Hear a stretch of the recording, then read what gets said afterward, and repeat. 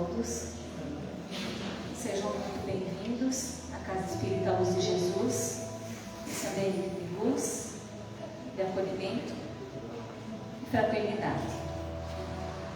Hoje, encarnados e desencarnados, nos reunimos mais uma vez com os corações abertos, em busca do crescimento moral e espiritual, que nos impulsiona na jornada da reforma íntima.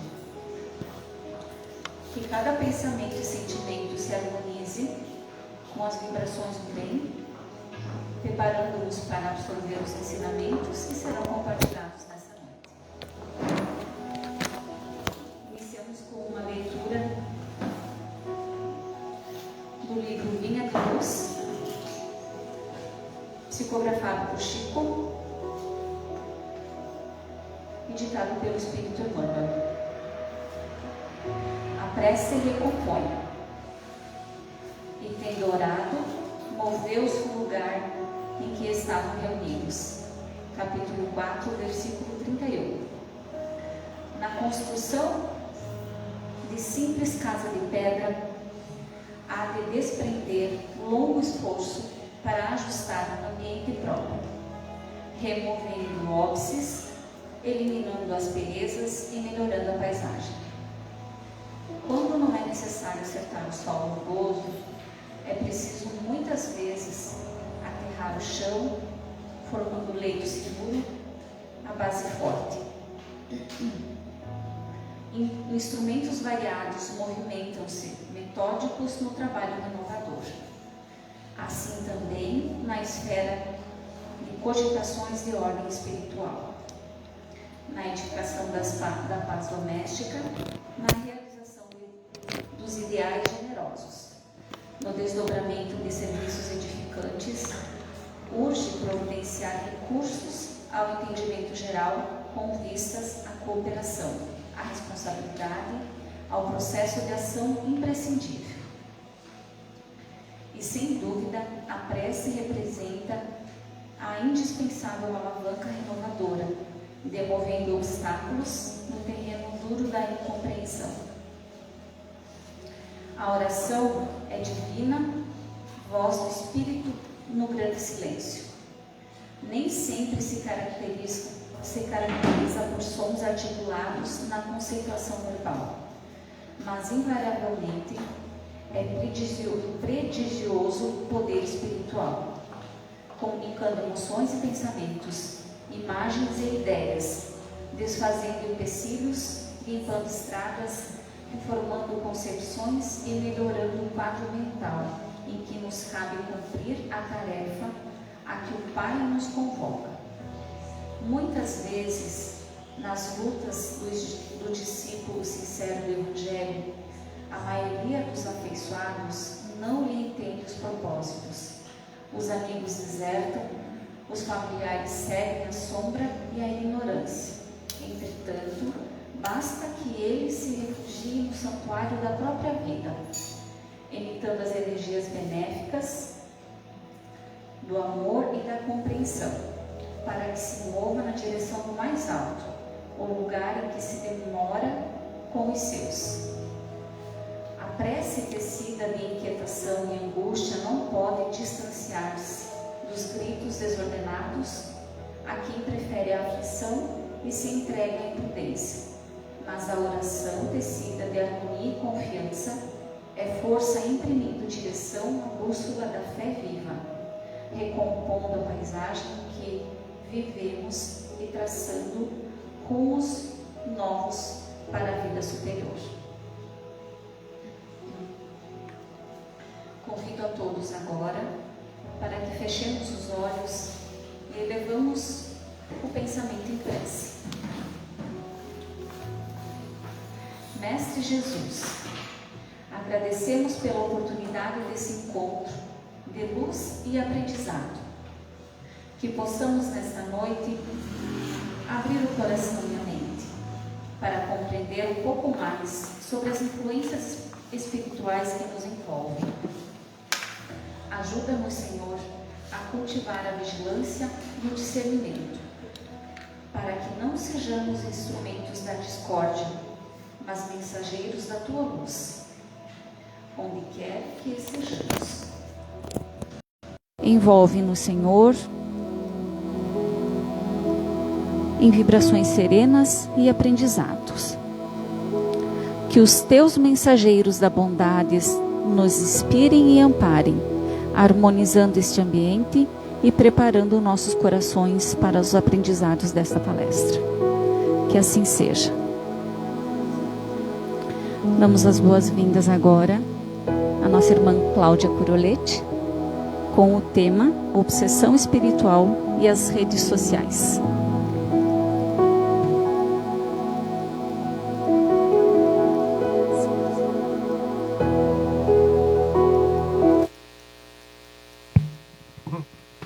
Boa noite a todos. Mais uma vez, meu agradecimento à casa pelo convite e pela oportunidade de trabalho. Bem, o tema da noite, ele é um tema que é do nosso cotidiano. Eu vou começar falando dele, retratando um pouquinho sobre Norbert Wiener.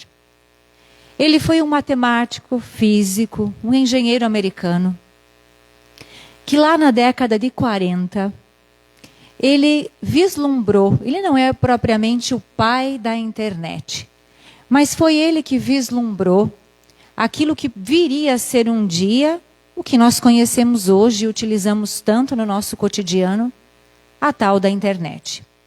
Ele foi o pai da cibernética.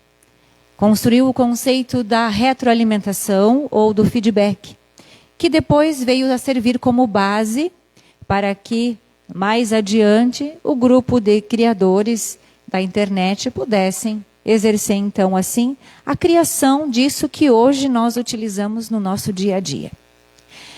E se Norbert estivesse aqui, o que será que ele diria da sua criação? O que será que ele diria? Será que ele estaria orgulhoso, feliz? Agora eu vou mudar a pergunta. Certamente ele estaria feliz, né? Porque foi uma grande invenção. Há quem compare o evento da internet com a descoberta do fogo lá na Idade da Pedra. Mas o que ele diria, será, do que as pessoas fazem da internet? O que ele acharia? Em Mateus 19, tem um versículo que diz assim: o que ligares na terra será também ligado no céu, e tudo que ligares no céu também estará ligado na terra. O que será que isso quer dizer? Quer dizer que o nosso coração se conecta onde nós damos o maior foco, a maior importância e onde nós destinamos a nossa maior energia. E quantos de nós estamos nos conectando hoje, ligando, né, aqui na Terra, com as coisas do cotidiano, mas coisas que não são tão benéficas assim? A reflexão que a gente precisa fazer é: como nós estamos conectando o nosso coração? Com o que nós estamos conectando o nosso coração? Para iniciar a ideia da obsessão espiritual e as redes sociais, a gente precisa entender um pouquinho sobre como os espíritos influenciam na nossa existência. Será que eles influenciam mesmo? Ou isso é mito? No Livro dos Espíritos, na questão 459, Kardec pergunta: os espíritos influem em nossos pensamentos e atos? E a resposta é: muito mais do que imaginais. Influem a tal ponto que quase sempre são eles que vos dirigem. Essa frase, ela é muito repetida nas palestras espíritas e deve ser repetida até a gente entender que, sem tirar o nosso livre-arbítrio, os espíritos nos influenciam sim. Mas nos influenciam de que forma? da forma que nós permitimos. Eles nos influenciam por sintonia. A nossa conexão é por vibração. Então, se a sua vibração ela é mais elevada, você vibrará e se conectará e se deixará influenciar por espíritos mais elevados. Mas se a sua vibração ela é mais baixa, mais negativa, aqueles pensamentos insistentes em enxergar o pior de tudo sempre, a ideia da negatividade, o vitimismo, ou então você olhar para as coisas do mundo e sempre achar que você não é bom o suficiente, se autodepreciando, você também estará fazendo uma conexão vibratória negativa e, portanto, possivelmente se conectando, então, num processo obsessivo, ou sendo possivelmente um alvo, né, para o processo obsessivo. Então, o que é a obsessão espiritual? Lá no Evangelho segundo o Espiritismo, no capítulo 28, no item 81. Obsessão espiritual é a ação persistente que um mau espírito exerce sobre um indivíduo. Quem é o mau espírito? Somos todos nós quando nós estamos irmanados com energias mais densas, com pensamentos ruins e obsessivos diante de alguma ideia negativa e perniciosa. Então, o espírito obsessor, quando eu iniciei na doutrina espírita há muitos anos, eu sempre imaginava assim que eles eram os vilões, né? Eram seres maus que deveriam ser combatidos, né? Que nós deveríamos lutar contra eles. Mas aí, depois, quando a gente vai estudando um pouquinho mais, a gente entende um pouco sobre a lei da causa e efeito.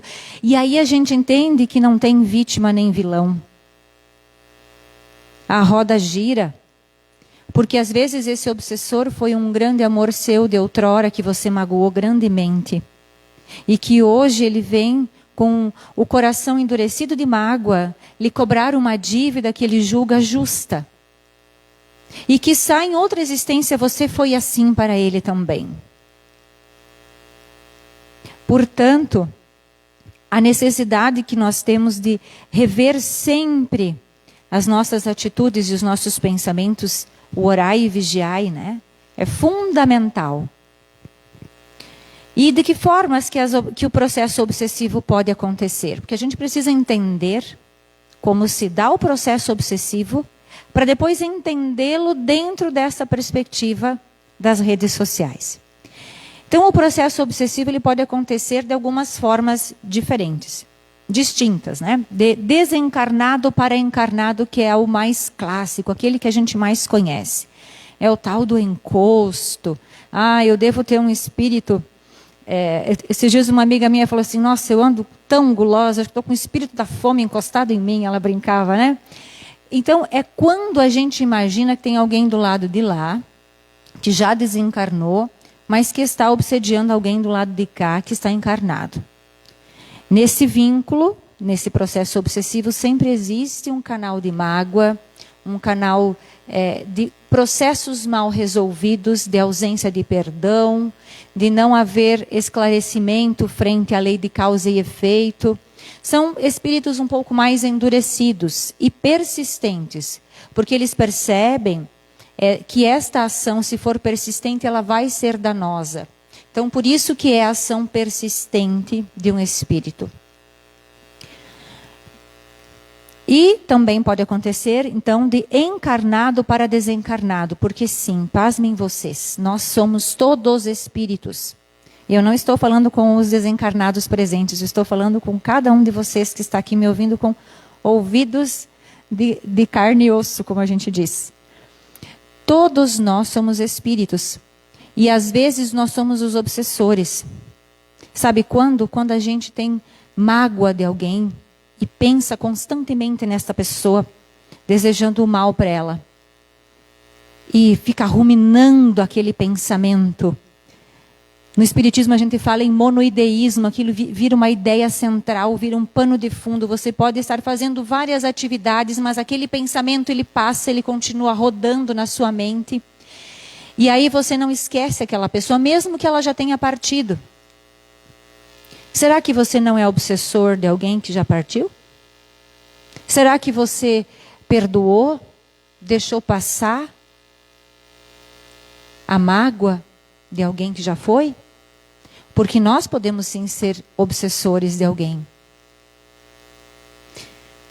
De encarnado para encarnado, também pode acontecer o processo obsessivo, que é quando nós estamos aqui e estamos em desacordo, em desalinho profundo com outra pessoa.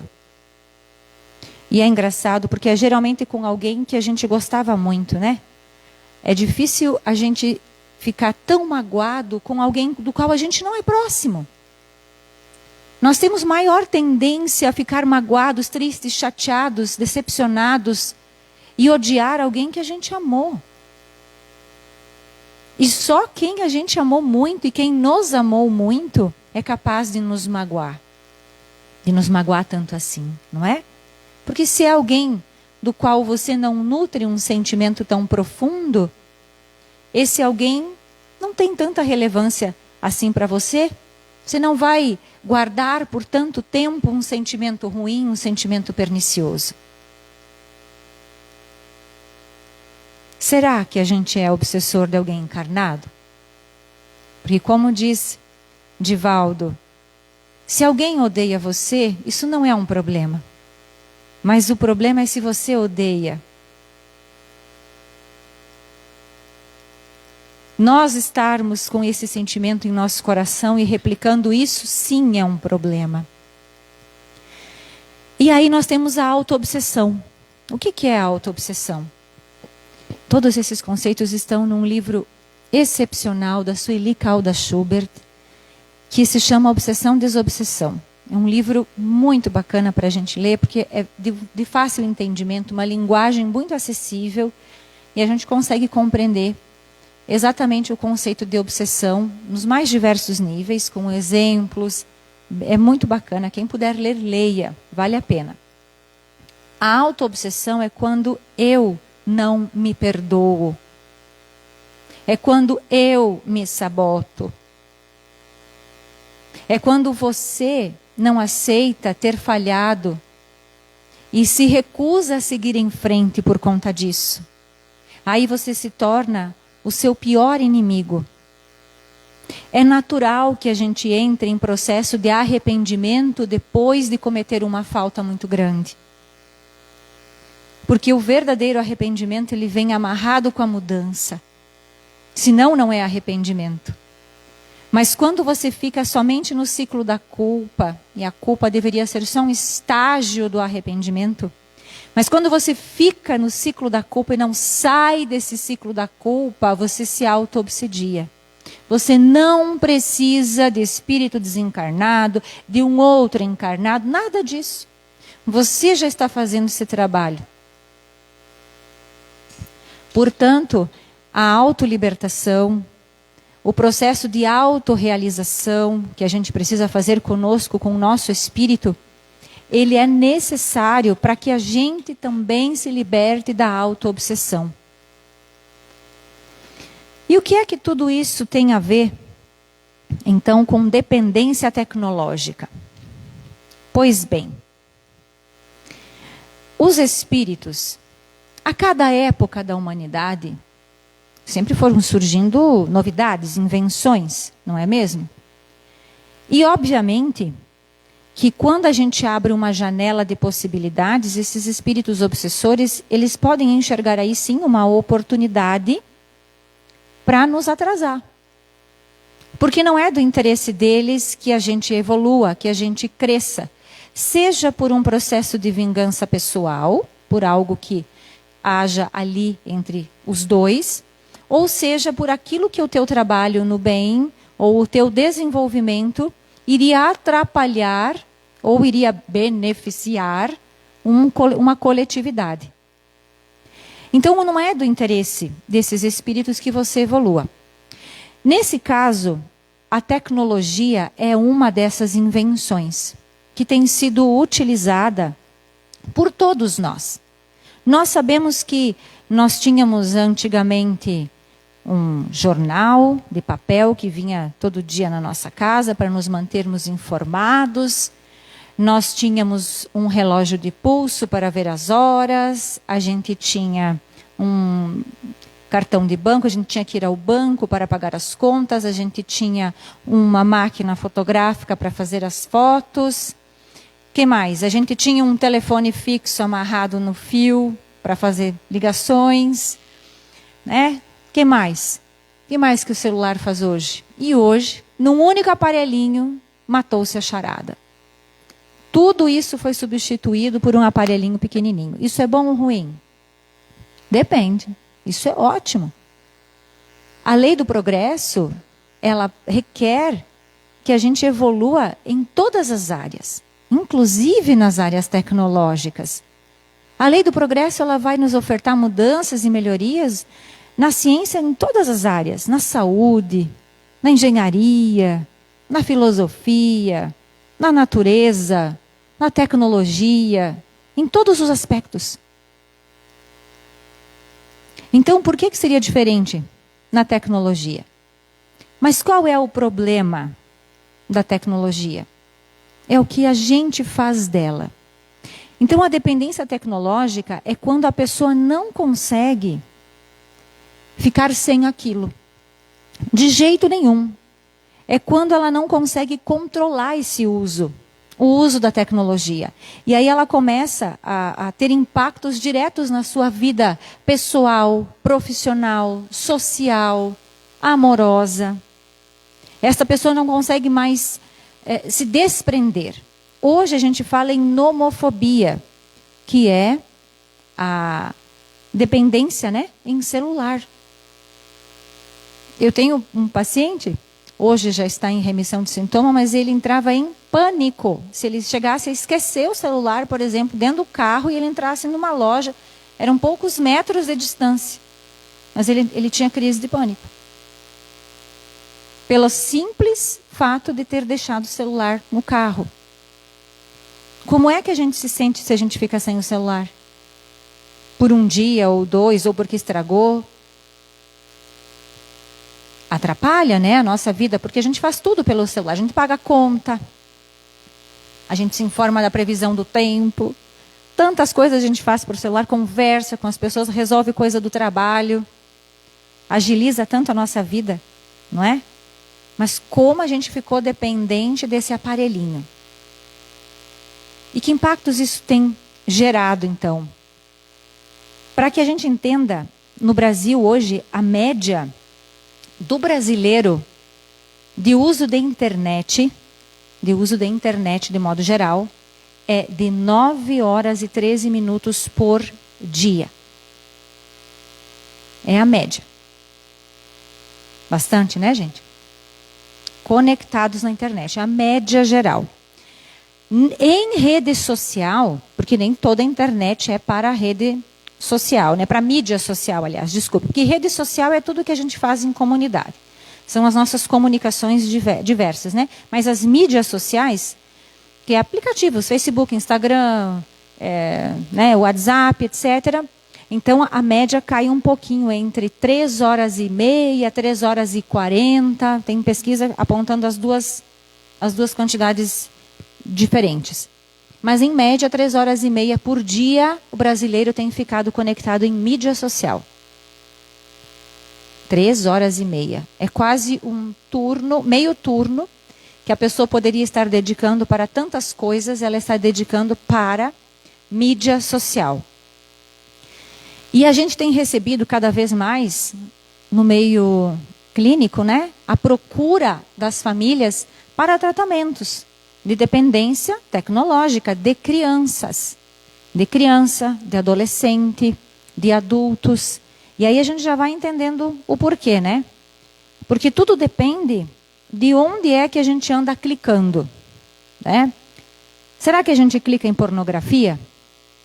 Vocês sabiam que hoje a gente trata pornografia digital no consultório? Dependência em pornografia. E quando a gente fala em dependência em pornografia, gente, tudo começa num videozinho, uma foto inocente que passa numa brincadeira de grupo entre amigos, né? Vai rodando, e daqui a pouco vai um vídeo, e vai indo, e a pessoa se torna compulsiva, ela já tem talvez uma predisposição, se torna compulsiva e ela precisa cada vez mais de tempo conectado com isso e aumentando o teor daquilo que ela está vendo, aumentando o grau de agressividade da pornografia que ela está visualizando ali. Então, tem pessoas que chegam a ficar 8 a 10 horas por dia. Elas não dormem. Elas ficam conectadas vendo pornografia. Vocês acham que nisso aqui pode existir processo obsessivo? Está meio óbvio, né? Veja só. Tudo aquilo que a gente prende o nosso coração, conecta ele por maior tempo, é passível sim de trazer para nós o processo obsessivo. Então, se o obsessor percebe que a sua porta aberta é a bebida alcoólica, ele vai usar-se dela para entrar ali. Se é o cigarro, da mesma maneira. Se é a comida em excesso, a ponto de prejudicar a sua saúde física, é aí também. Se é a tecnologia, por que não? Será que a gente anda clicando em traição virtual? E o que é traição virtual? Traição virtual, eu gosto da definição do Rossandro Klingey. Rossandro Klingey, ele é um psicólogo e ele é um orador espírita, um escritor também, bem conceituado no meio. E ele diz assim, que ele considera a traição virtual tudo aquilo que você conversa com a outra pessoa ali virtualmente, que deixaria seu companheiro ou companheira constrangido caso ele estivesse sentado ao seu lado, vendo esta conversa acontecer. Então, sempre que ele conversa com alguém, né, pela rede social, ele imagina que a esposa está do lado. E o que ela sentiria, o que ela pensaria ao ver essa conversa. Se ela se sentiria confortável ou não. E também é um vício moral, né? A traição. A gente não imagina o mal e o dano que faz para o nosso psiquismo, para o nosso espírito e para a pessoa que está sendo traída, né? E a gente não imagina a onda, né, que isso gera ao redor. Então, muitas famílias sendo destruídas pela pornografia e pela traição virtual. Pedofilia, gente. Será que a gente está sendo produtor de conteúdo para a pedofilia? Eu participei de um summit internacional no início desse ano e a gente teve a participação de 2 delegadas federais. E é assustador o que se vê hoje na Deep Web e na Dark Web. Que a gente nem sabe que existe, né? Mas é aquilo que a gente diz a parte obscura da internet. A foto de uma criança é comercializada, às vezes, por 30, 40, 50, 100 mil reais ou $1.000 lá fora. E aí os pais expõem as fotos dos filhos, de biquíni na praia, uma foto inocente, né, daquela criança sendo exposta ali, e nem sabe que talvez a sua foto está sendo subtraída dali e vendida em outros países, ali na Dark Web. Ou então, a pedofilia que acontece de uma maneira disfarçada, porque o seu filho fica no quarto jogando, sem supervisão. Aí eles conversam nos chats. Aí parece que é uma outra criança que está lá do outro lado, né? Porque lógico que o pedófilo não tem cara de pedófilo. Óbvio que não. Ele vai se disfarçar, ele vai ganhar a confiança dessa criança. Mas talvez ali esteja alguém que daqui a pouco vai começar a pedir fotos para seu filho, informações, até acessar a sua família. São 60 crianças subtraídas por ano no Brasil e que não são recuperadas mais. E boa parte delas vão para o mercado de prostituição infantil, lá fora, ou aqui dentro, e outras tantas vão para o comércio de doação de órgãos, de modo geral, doação de pele, né? É muito comum em criança. Criança tem uma pele que adapta muito em doação, transplante. É absurdo o que a gente vê. Então, cuidado com a exposição na internet, com quem os filhos, adolescentes e crianças conversam na internet. Por quê? Porque a criança e o adolescente, eles ainda não têm a maturidade cerebral do órgão do cérebro para saber distinguir o que é uma ameaça e o que é confiável. Nós adultos somos enganados às vezes, não é? A gente se engana. Imaginem uma criança. Ela não tem ainda todas as neuroconexões preparadas para saber distinguir, saber julgar com o senso maduro. Ela não tem ainda. E não adianta cobrar dela. Vocês precisam, pais, fazer isso por elas. Então, cuidar com isto, né? Porque ao clicar na pedofilia, a gente está expondo o quê? Temos também alguns influencers, né, muitos são muito bons, realmente, contribuem com a educação, mas a grande maioria, gente, quais são os valores dessas pessoas que estão aí? Os valores morais, no que é que elas acreditam? O que é que elas incentivam os seus seguidores a fazer? O que é essencial para elas? Qual é o objetivo delas, dessas pessoas?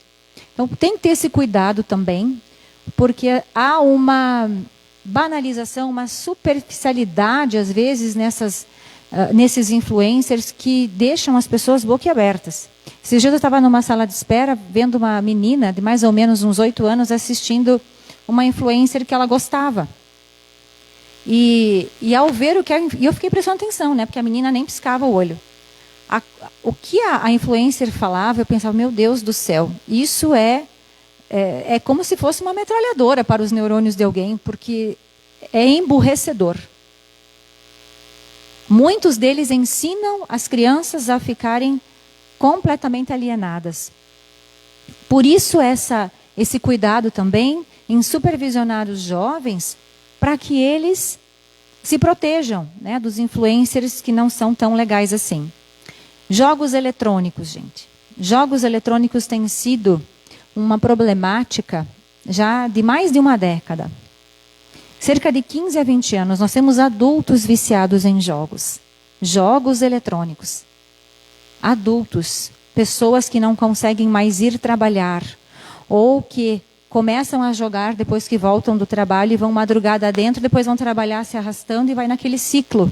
Por quê? Porque já está em dependência tecnológica através dos jogos eletrônicos. E para as crianças, mais um alerta aos pais. Os jogos eletrônicos estão cada vez mais realistas. Se vocês observarem, os personagens do jogo, eles estão como se você estivesse vendo uma pessoa real ali. E aí o que acontece? Em jogos de tiro, por exemplo, de combate, né? Então, ao tiroteio, mata 1, mata 200, mata 300. Quanto mais mata, mais ponto você tem. Então, você começa a dessensibilizar a área da empatia. Você começa a tornar natural essa questão de você matar alguém. Começa a virar prazeroso. Essa pessoa, quando vai para a vida real, ela vai matar alguém? Não, talvez ela não vá matar alguém. Mas isso passa a ser tão banal para ela, que se ela passar e se deparar com uma cena de violência acontecendo na frente dela, ela nem vai dar importância. Zero empatia. Porque dessensibilizou. Ela viu tanto que ela não se importa mais. E aí os comportamentos violentos, muitos deles... Se esse espíritozinho que você recebe na sua casa, no seu colo, como seu filho, a gente vê a criança como um ser muito fofinho, muito delicado, né? A gente dedica um monte de afeto a eles, porque é para ser assim. Eles vêm mais maleáveis e despertando em nós esse afeto, porque é a chance que esse espírito tem de receber a orientação dos pais, para que as más inclinações pregressas sejam mitigadas a partir dos novos exemplos e da nova educação que ele está recebendo ali. Então você não sabe quem foi esse espírito. Porque a gente pensa assim, é uma criança, só tem 4, 5 anos, 6. Não, nessa vida. Mas essa criança já foi idoso quantas vezes? Né? E quantas problemáticas esta pessoa, esse espírito carrega consigo e vem arrastando ao longo das encarnações e que precisa vencer nesta. E aí, se a porta aberta desta pessoa for um vício, o fraco dela for um vício, não importa se esse vício vai ser bebida alcoólica, cocaína ou a tela. Porque vício é vício, não é? E a pessoa pode recair ali. E aí, quem é que permitiu? Assim como a bebida alcoólica, muitas vezes ela é inserida como um vício dentro da própria família, porque é culturalmente aceito dentro de casa. É normal beber uma cervejinha, beber um vinho dentro de casa e a criança experimenta. Então você está abrindo ali, podendo abrir ali um circuito que estava adormecido e que teria tido a chance de não se manifestar nessa vida. Assim acontece com a tecnologia. Por ser um vício, age na área da obsessão mental. Não é nem espiritual, gente. A pessoa fica obcecada. Ela quer mais e mais e mais. Então, quando ela abre essa janela, ela vai focar toda essa energia dela ali. E banalidades. Quanta bobagem a gente vê nessa internet, né? A gente vê muita coisa boa. Se nós soubermos usar a internet, tem tanta informação legal, tem música legal, tem conteúdo, tem vídeo, tem profissionais ensinando tantas coisas bacanas pra gente, não é? Mas também tem tanta banalidade. Como a gente tem se comparado com as outras pessoas, como a gente tem se depreciado, achado a nossa vida tão sem graça, porque a gente vê que a do outro é sempre ótima. Mas ninguém posta sua desgraça na internet. As pessoas postam só a sua parte boa. Posta a melhor foto, com a melhor roupa, com o melhor vídeo, na melhor viagem, naquela paisagem. Daqui a pouco aquela viagem está sendo uma porcaria, mas a foto está impecável. O ângulo, a luz, a roupa, a pose, está incrível. E aí a gente fica achando que a nossa vida é uma droga. Então, cuidar com as banalidades, né, para que a gente não se confunda. Mais um alerta aos pais, né? A influência espiritual, gente, ela não começa só quando a pessoa faz 18 anos, tá? É desde a infância. Então, muito cuidado com seus filhos, para que vocês possam, aos poucos, ir tirando as ervas daninhas que vocês vão percebendo à medida em que ele vai se desenvolvendo. Cada vez que você percebe, ele apresenta um traço maior de egoísmo, um traço maior de tendência a uma dependência, a uma compulsão. Ele apresenta uma agressividade, ele apresenta uma tendência a fazer coisas erradas. Então, ir trabalhando isso à medida em que isso surge, porque isso não é só após os 18, é desde sempre. E qual é a consequência de tudo isso nas nossas vidas, né? A consequência de tanto uso inadequado da rede social se dá de diversas formas. E pode se dar através de depressão, ansiedade, insônia, que é o que a gente vê enchendo os consultórios hoje em dia. Por quê? Porque nós temos que cuidar com a nossa saúde emocional, nossa saúde mental. É nossa responsabilidade. O excesso de telas ou aquilo que a gente vê na tela, porque às vezes não é nem o excesso, mas se você vê aquilo e você se compara e se diminui, você vai achar que a sua vida, de novo, repetindo, é uma porcaria. E só do outro é boa. O isolamento social, a solidão. As pessoas não querem mais sair de casa. Se elas têm internet dentro de casa e comida dentro de casa, elas não querem mais sair para nada.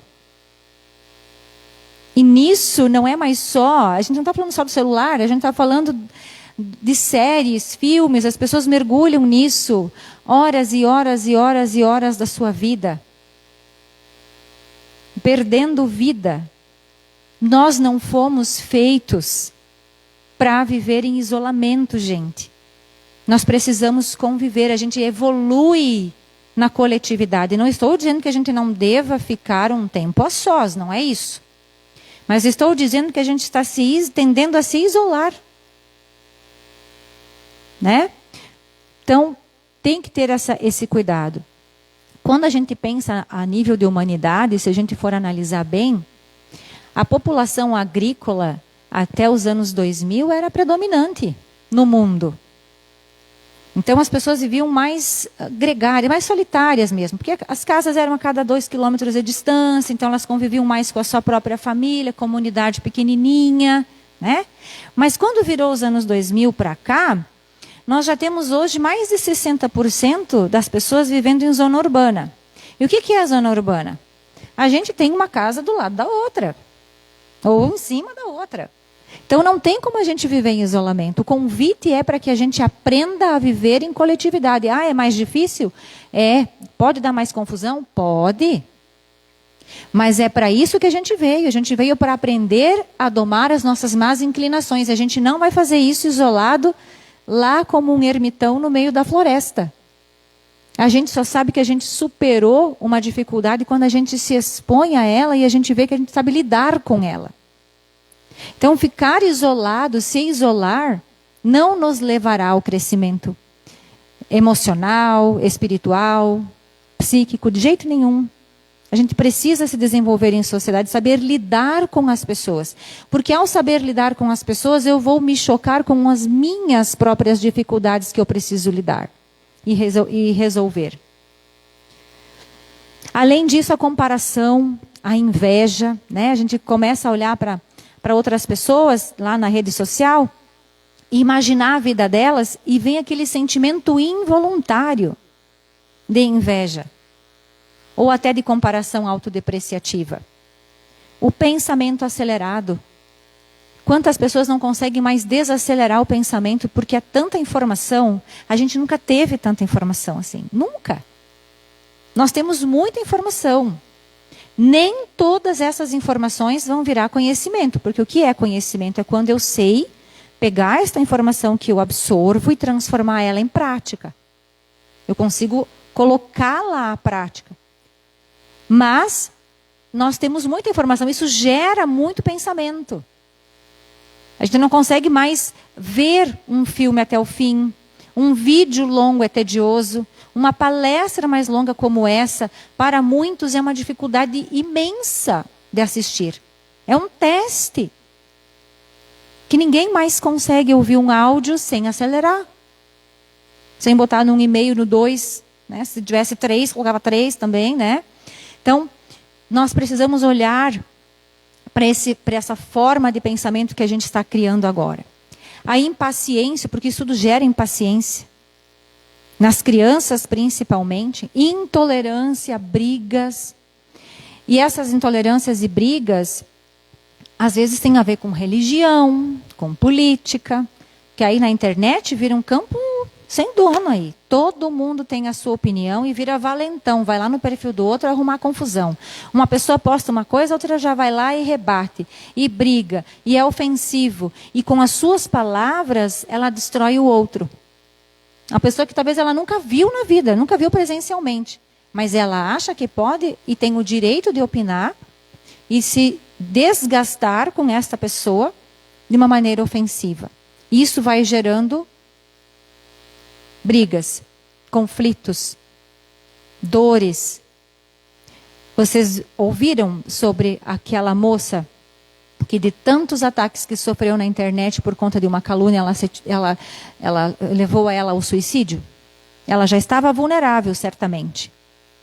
Mas isso é comum na internet.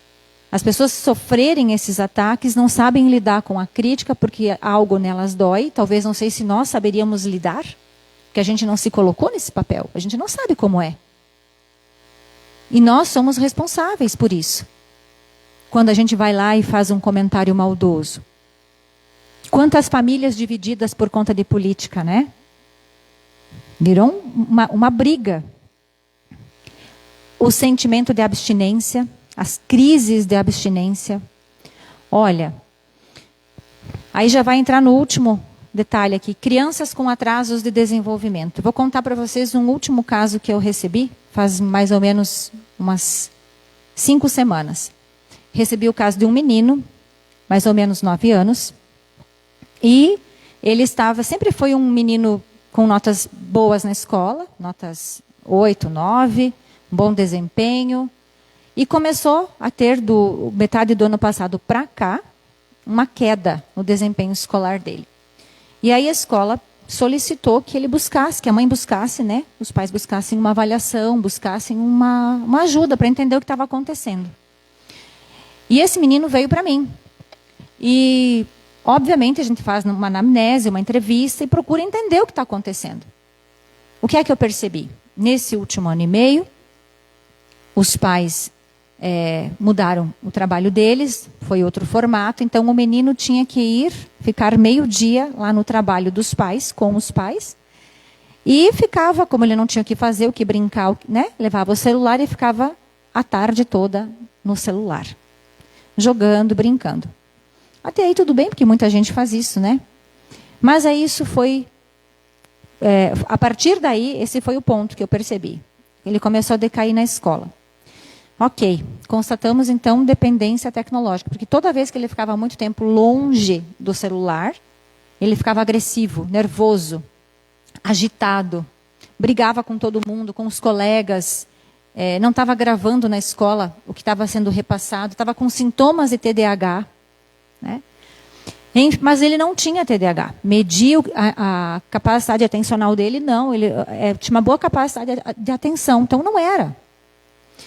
Fomos retirando o celular aos poucos para não dar um baque, né? Em 2 semanas foi reduzido para 15 minutos por dia, somente. E no outro tempo a mãe disse, mas o que eu vou fazer com meu filho nesse outro tempo? Eu falei, nada, é ele que tem que criar o tédio e inventar brincadeiras. Esse menino, nesse período em que ele ficou sem celular, depois que passou a fase braba da abstinência, da agressividade, do nervosismo, em que ele batia nas coisas no escritório da mãe, do pai, quando ele foi acalmando, ele começou a inventar brincadeiras. Ele começou a criar um trunfo, que é um joguinho de baralho que ele fazia, imprimia. Ele inventou um jogo lá de dinossauros. Achei incrível a criatividade dessa criança.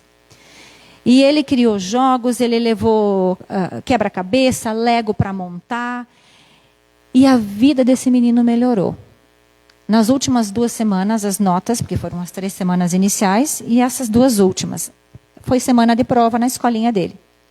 As notas voltaram a subir. Então, a gente começa a observar que isso traz, sim, prejuízos escolares às crianças, porque você não proporciona para o seu filho a atenção contínua da leitura, porque a leitura precisa de uma atenção contínua. Você induz a atenção exógena, que é aquela atenção difusa. É uma atenção que corre para cá e para lá, porque não tem uma sequência. Você olha para a tela como um todo. E, portanto, você destreina o seu cérebro a concentração. Então, vejam como isso impacta diretamente no processo de aprendizagem das crianças. Portanto, gente, menos tela, mais tédio, mais brinquedos reais. Não é o pai e a mãe que tem que dizer, dar uma solução pronta para o seu filho do que é que ele vai brincar. Ele tem opções. As crianças precisam inventar brinquedos. Vocês lembram quando vocês eram crianças? A gente não tinha o tanto de brinquedo que as crianças de hoje têm, não é verdade? A gente vem de uma outra geração. E o que é que a gente fazia? Inventava o brinquedo. Então, tudo isso, será que é saudável do ponto de vista espiritual? É lógico que não. A gente precisa aprender a mudar a forma como a gente lida com essa situação toda. Parar de, quando chegar na casa de alguém, e fazer aquela perguntinha básica, né? Antigamente perguntava, oi, como você está? Nossa, você pintou a casa, que linda está. Não, a gente não pergunta mais isso. A gente pergunta o quê? Qual é a senha do Wi-Fi? Né? Pode me passar a senha do Wi-Fi? Isso vai tirando o tempo de você sentar com alguém, olhar no olho, conversar, interagir e proporcionar tudo isso para que a gente não seja culpado depois, e sim que a gente possa ter essa possibilidade de viver melhor, né? A minha avó tem 98 anos. Vou contar essa historinha para vocês rapidinho. Sempre conto ela porque eu acho uma graça. Então, a gente lá em casa, eu faço às vezes umas brincadeiras com a minha avó, porque a gente conta às vezes algumas coisas que a gente sabe, de alguns casos da espiritualidade e tal. E aí, a minha mãe um dia perguntou, mas será que a gente vai perceber o dia que a gente morre? Será que a gente vai se dar conta que está morto ou vai continuar fazendo as coisas? Eu falei, depende, mãe. Eu falei, mas se você começar a falar com as pessoas e as pessoas não te responderem, é porque você morreu. A minha avó falou, sério? Eu falei, sim. Eu falei, vovó, se você perceber que ninguém te responde, que você morreu. Daí todo mundo riu e ficou por isso. Aí depois a gente foi para a sala. Estávamos nós 4 na sala, eu, ela, minha mãe e meu irmão. Cada um de nós 3 na sala, TV ligada, né? Cada um no seu celular. Ninguém conversando, nós 3 no celular. E aí passou uma notícia, um negócio na TV, minha avó comentou, mas eu não ouvi o que ela falou. Ninguém ouviu. E cada um no seu celular. De repente ela falou, eu acho que eu morri, né? Porque é mais ou menos assim, gente. A gente às vezes está dentro de casa, ninguém mais conversa, ninguém mais dialoga, ninguém mais troca informação. É todo mundo, cada um no seu celular. Se um está no quarto, é capaz de mandar um WhatsApp para quem está na sala para pedir um copo d'água ou sei lá o quê, né? Então, temos que ter essa preocupação de viver de verdade e olhar de verdade para as pessoas que estão conosco. Tem um livro bem bacana que eu trouxe para vocês aí, está projetado no vídeo, na tela, se chama Game Over. É do Adeilson Salles, gente. Esse livro, apesar do título ser um título que ele remete às crianças, ele é um livro para pais, tá? Embora possa ser lido por adolescentes também sem problemas. É um livro que conta, cada capítulo dele conta uma história do Espírito Luiz Sérgio, que ele percebe, né, acerca da utilização das redes sociais, dos jogos, da internet de modo geral. E as histórias, gente, são cabulosas, né? Então, ele conta uma história em que o menino, desde tenra idade, desde cedo, ele foi deixado assim no quarto, o pai comprou um computador bonito para ele, um computador gamer, uma cadeira gamer e tal, e ele ficava no quarto jogando dia e noite, e cada vez ele precisava de mais jogos violentos, porque era mais desafiador. E aí esse menino foi se desenvolvendo, e quando ele chegou na adolescência, ele já trazia possivelmente consigo uma matriz de natureza violenta dentro dele, agressiva, e ele começou, né, a partir dos jogos, a ter isso mais elucidado, mais exacerbado. E aí na escola ele começou a se envolver em confusões, em brigas, aonde ele ia ele arrumava confusão, começou a se envolver com gangue, para resumo da ópera, numa dessas brigas, ele levou um tiro e morreu. Na cena do velório dele, é interessante porque o Espírito Luiz Sérgio detalha isso. Mostra o corpo do rapazinho no caixão ali, a mãe do lado chorando muito, né? E ao lado, mais 3 entidades obsessoras, vestidas igualzinho aos personagens do videogame que ele jogava, né? Que estavam levando esse menino com eles, obsediando ele. Então, a gente tem que ter esse cuidado, porque dentro do plano espiritual a gente pode também, sim, sofrer essa influência pelo uso desmedido das redes sociais. Esse foi um dos exemplos que mais me marcou no livro Game Over, mas eu sugiro essa leitura, porque tem muito trecho lá que fala sobre pedofilia, sobre traição, fala sobre N situações com desfechos negativos, outras com desfechos positivos, mas que nos tocam o coração, porque é do nosso cotidiano. A gente pode estar fazendo isso. E o que, então, o Espiritismo, o que a doutrina espírita nos diz sobre a dependência tecnológica, né? Então, ela diz que os espíritos contrários às leis de ordem e de progresso do planeta buscam de forma incessante o desequilíbrio e o atraso da evolução moral da humanidade, utilizando os recursos disponíveis em cada época da história. Isso a gente vê em várias obras espíritas, nas obras de André Luiz, de Chico Xavier, a gente vê esses relatos, embora lá naquela época não existisse o uso da internet como a gente usa, mas eles dizem que com clareza que eles usam de cada evolução, de cada situação, da cada época da humanidade. Por exemplo, a faca não foi feita para assassinar ninguém. Ela foi feita para ser um utilitário doméstico, de ferramenta de uso do cotidiano. Mas na mão de uma pessoa mal intencionada, ela vira uma arma. Assim como o bisturi do médico, assim como o veneno e o remédio, o que muda é a dose, né? Ele pode matar ou pode fazer viver. Então, tudo é como a gente usa, o tanto que a gente usa. E qual é o resultado da dependência e dessas discórdias, né, na vida a partir da rede social? Então, a gente tem tantas aqui, ó. Discórdia na família entre amigos, cultura do cancelamento, cada um no seu celular, política, religião, ofensas gratuitas e distração do belo verdadeiro, porque a gente não vai mais viajar ou não vai mais assistir um show, um espetáculo, olhando para aquilo que está acontecendo. A gente olha para o celular, para filmar, para depois nunca mais assistir, né?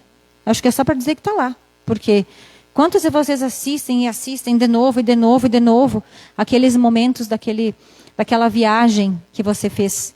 Está ali por um registro. Mas você perde o momento, perde a oportunidade de viver aquele momento de verdade. E então, né, o que é que está faltando? O que será que está faltando para a gente? Está faltando tantas coisas. Por exemplo, os pais sendo o exemplo e o porto seguro dos filhos. Primeiro item, né? Os pais precisam, porque se você vai cobrar do seu filho um menor uso de tela, você vai ter que dar o exemplo. Se você quer que seu filho trate bem sua esposa, você precisa tratar bem sua esposa. Se você quer que seu filho ou filha olhe e veja como um homem deve ser tratado, você deve tratar seu marido bem, com carinho, com atenção. Você precisa saber dizer não. Não para tantas coisas na vida. É tão difícil dizer não, mas é necessário que a gente diga não. Não para a gente mesmo, às vezes. Para as nossas vontades. Porque as nossas vontades nem sempre são boas. Ensinar os filhos a lidar com as frustrações e com a tecnologia.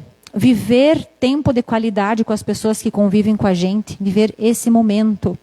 E ensinar os valores da fé desde cedo. Porque quando você ensina esses valores da fé, você constrói uma blindagem espiritual sobre este ser que está ali. Não adianta querer ensinar depois que cresceu. Os pais precisam sim introduzir uma fé desde cedo. Falar dos valores cristãos desde cedo. Isso Divaldo Franco sempre menciona, dizia nos seus vídeos com muita ênfase, que os pais precisam olhar para isso desde cedo. E nós podemos nos libertar da influência dos espíritos que nos solicitam para o mal? Sim, porque eles só se ligam às pessoas que solicitam por seus desejos e os atraem por seus pensamentos. Isso está no livro dos Espíritos, questão 467. Então, gente, é a porta que a gente abre.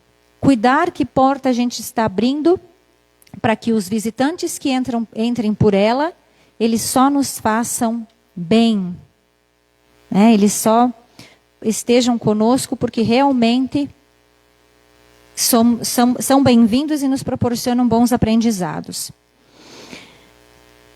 E utilizar a internet a nosso favor, né? Sempre lembrar quem é que controla quem nessa relação. Tem uma música do Capital Inicial, 4 vezes você, que diz o que você faz quando ninguém está vendo e o que você queria fazer se ninguém pudesse te ver. O que você faz? Como você faz? Com que intenção você faz? Independente do que os outros acham, o que você tem no seu coração.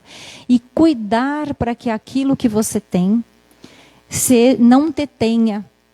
Porque o teu celular não pode mandar em você. Você precisa mandar nele. Ele é um objeto, uma ferramenta que veio para ajudar você a evoluir. Ele não pode ser uma pedra no seu progresso. Não permita que isso aconteça com a sua vida.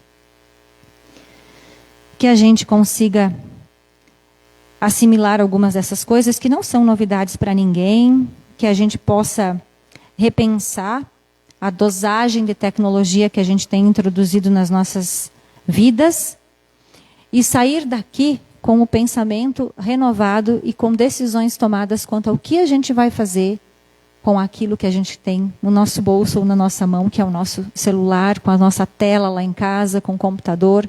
aprender a dosar e usar isso como escada crescente para o nosso progresso. Que assim seja.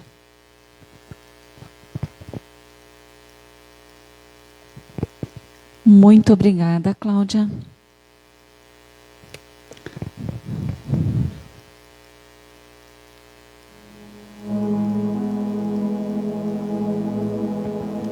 Vamos seguindo agora para o nosso segundo momento da noite. Será feito um passe coletivo, um momento de carinho, equilíbrio e renovação. Vamos então suavizar um pouquinho a luz e convidar os nossos trabalhadores da casa para que se coloquem em posição.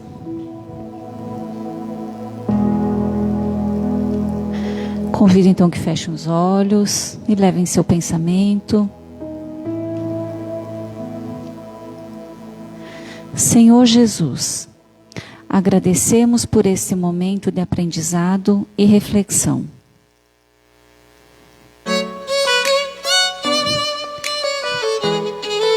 Em que pudemos aprender um pouco mais sobre as influências espirituais que nos envolvem, inclusive nas redes que hoje nos unem pelo mundo. Sabemos, Senhor, que cada palavra que pronunciamos, cada pensamento que emitimos e cada gesto que compartilhamos carrega a força daquilo que traz dentro de nós. Ajuda-nos, Pai amoroso, a sermos mensageiro da paz, do equilíbrio e do respeito, também no ambiente virtual. Que nossas redes se transformem em ponte de luz, instrumentos de acolhimento e esclarecimento, onde a caridade e a bondade encontrem voz. Ampara-nos, Senhor, para que saibamos discernir o que edifica o espírito daquilo que apenas alimenta a sombra e o desequilíbrio.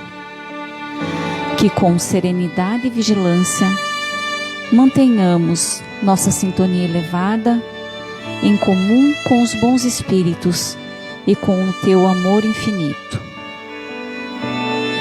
Abençoa todos os corações aqui presentes e que nos acompanhem à distância, e que também aqueles que em silêncio buscam tua luz. Que possamos sair desse encontro fortalecidos, confiantes e dispostos a semear o bem.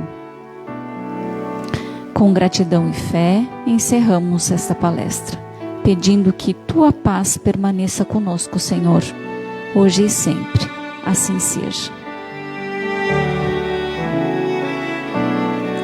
Agradecemos a presença de todos e a boa vibração de cada um aqui presente.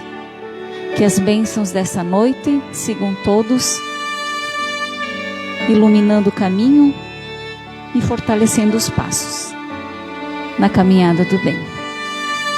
Boa noite a todos.